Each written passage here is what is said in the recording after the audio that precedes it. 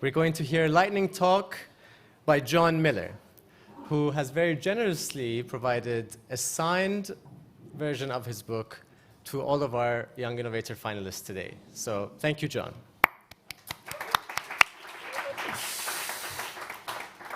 So Jon has left an award-winning career in advertising to establish the sustainable business practice at Brunswick Group, which has been working for over a decade with leading companies on their critical societal issues, from climate change and biodiversity to human rights and DEI.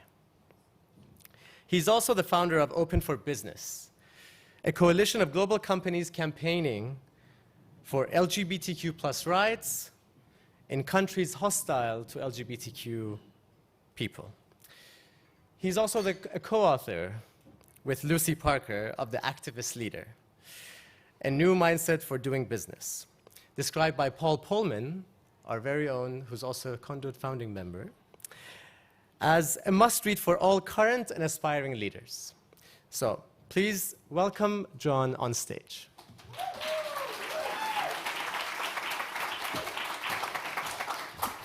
Thank you. Wow, what energy in this room. The ice cream's not bad either.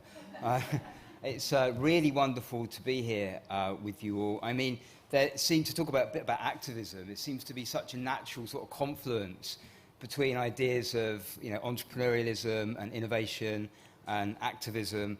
And I guess I'm lucky enough to do this kind of work deep in the world of business, working with a lot of business leaders and working with those leaders who kind of have that sense of what brings those things together. It's about trying to make something new happen, trying to make something better happen. And so whether it's working with leaders on, climate change in their sectors or campaigning for LGBTQ+ equality in countries where that's a really big challenge, that's the work of Open for Business. Or it could be things like trying to make sense of artificial intelligence and the big ethical questions and the big equity questions that flow from that. It could be trying to make the circular economy a reality. That's a big innovation challenge. Or working in their supply chains on issues like deforestation, trying to eradicate deforestation in their supply chains, or human trafficking, or conflict minerals. So these are all innovation questions. And to make progress on any of these questions takes a kind of activist mindset. And so, there are leaders working on all of these questions. The trouble is there's just not nearly enough of them.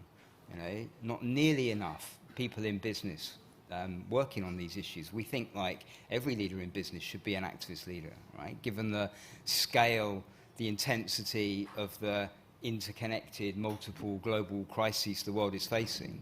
And so that's why we wrote this book, The Activist Leader.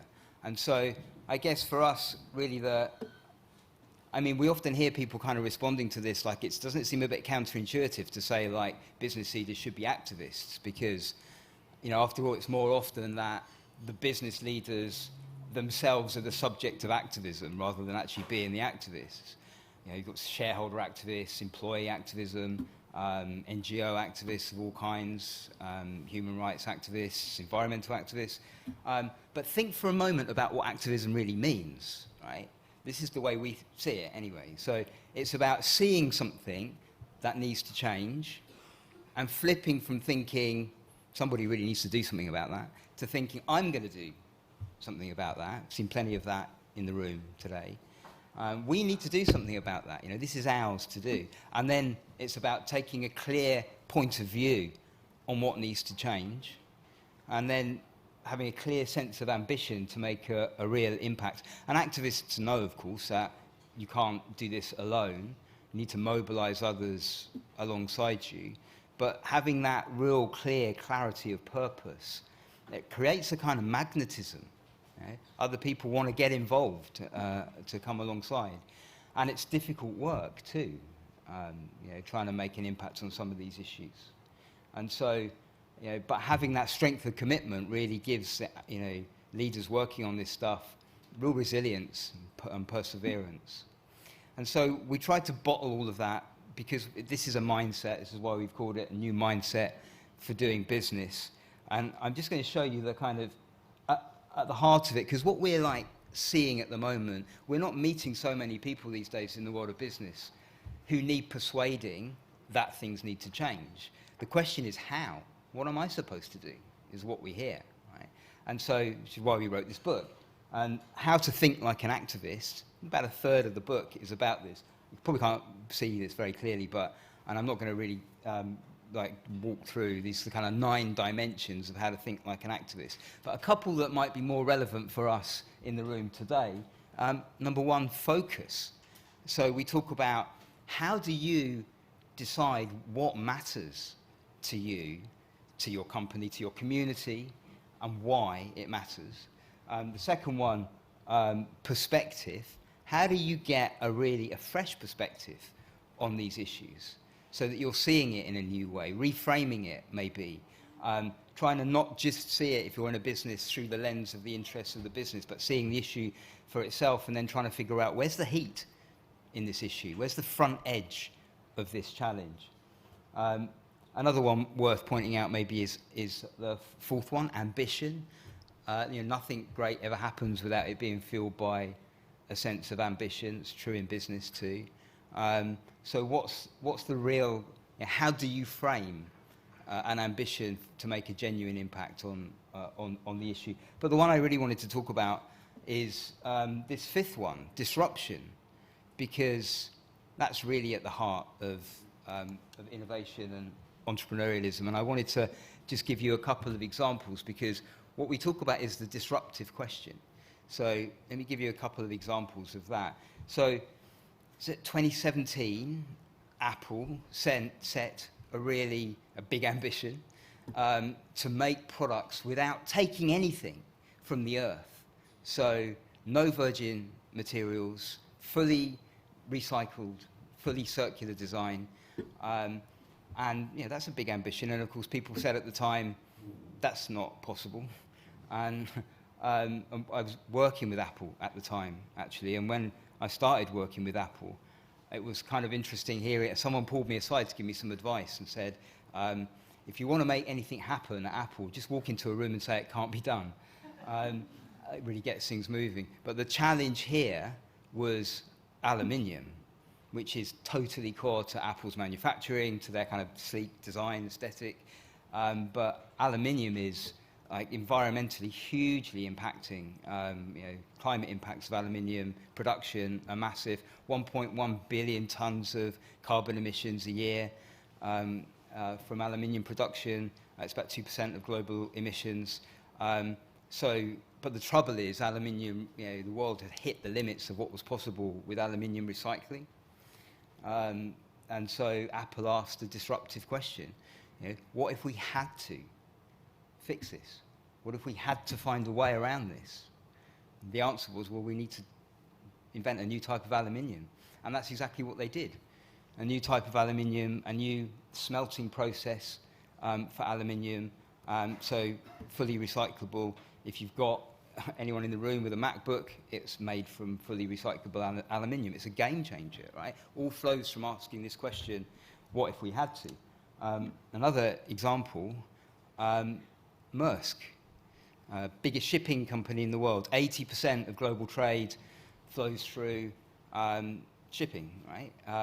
Carbon impacts, climate impacts of that are huge too. 3% of global emissions come from shipping. That's the same as aviation. But again, people were saying, it's just too difficult to decarbonize shipping, never be possible. But Maersk asked what we call the disruptive question. They really challenged themselves. What if we absolutely had to do this? What if we had no choice but to figure out how to do this? And the answer for them was, well, we need to invent a new kind of ship. And this is it. This is the biggest ship in the world. It's the biggest ship in the world, but uses half as much fuel. And the amazing thing about this ship as well is that it's fully circular.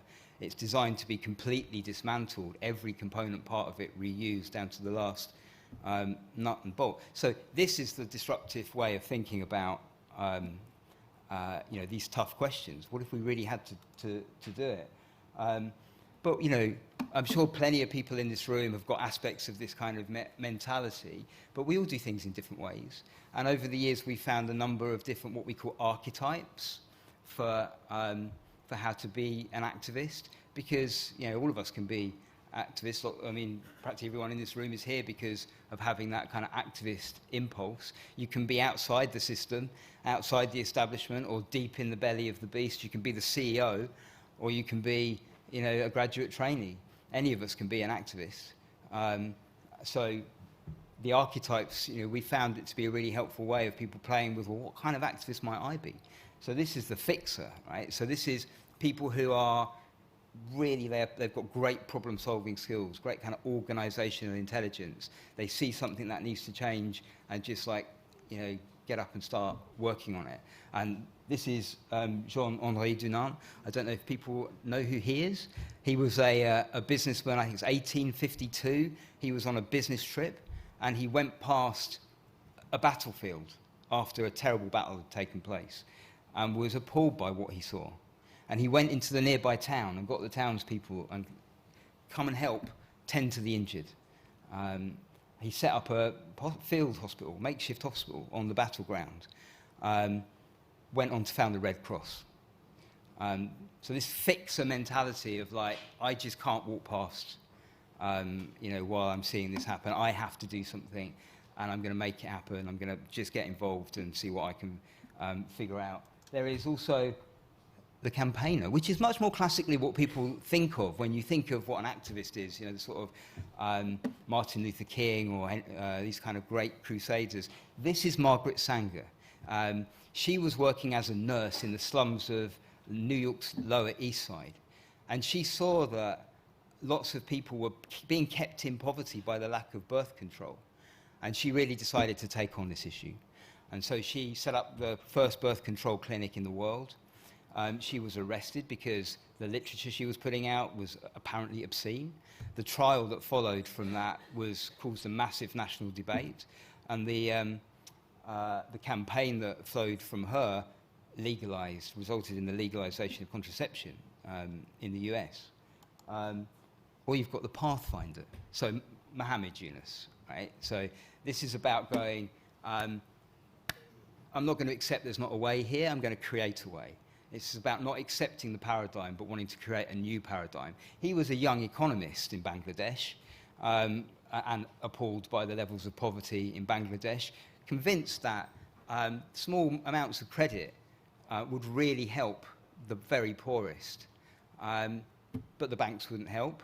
So he pioneered a whole new model, microcredit, and won a Nobel Prize for doing so. This is about really just finding a way through, inventing a new model for getting stuff done. Peter Benenson. So this is the mobilizing kind of power of activism. So, he was a pinstriped lawyer on his way to work in the City of London, sitting reading the newspaper, and read a story about two students in Portugal during the time of the dictatorship in Portugal, who had been arrested for raising a toast to liberty, and they were thrown in jail. And he was really upset by this, and decided, I'm going to do something about this, and set up a campaign to show the Portuguese authorities that the world was watching. And he went on to found Amnesty International. So this is about mobilizing the resources around you, having great kind of that sort of creative intelligence for what are the levers I can pull. And this is Scylla Elworthy, who's a bridge builder. Sometimes people create change by bringing people together, actually. She brought together nuclear policymakers during the Cold War, just really so they could get to know each other. And it became really recognized as a great contribution to averting a nuclear war. And she was nominated 3 times for a Nobel Peace Prize. So there are different ways of doing this. There are different ways of harnessing that power of activism. But the interesting thing with all of these, I think sometimes it's not like you're you have to go and find your purpose. Sometimes your purpose finds you. Right? This is like becoming an activist doesn't come with a written invitation always. It's like a calling. And you know, if you think about some of these people there, you've got like a nurse, a lawyer, you've got a businessman. These are people going about their lives, and suddenly they're struck by the need to really do something. And so for us, these archetypes help to bring to life the mindset that you need. The book is actually, it's why we call it a new mindset for doing business. It's intended to be a really practical thing that can help if you're trying to make change happen, understand how that happens. And so because we need change to happen faster, and I know that's why we're all here. And so it's wonderful to be here in a room full of entrepreneurs and innovators. And huge congratulations to everyone that's been nominated today. I look forward to raising a glass with you later. Thank you very much.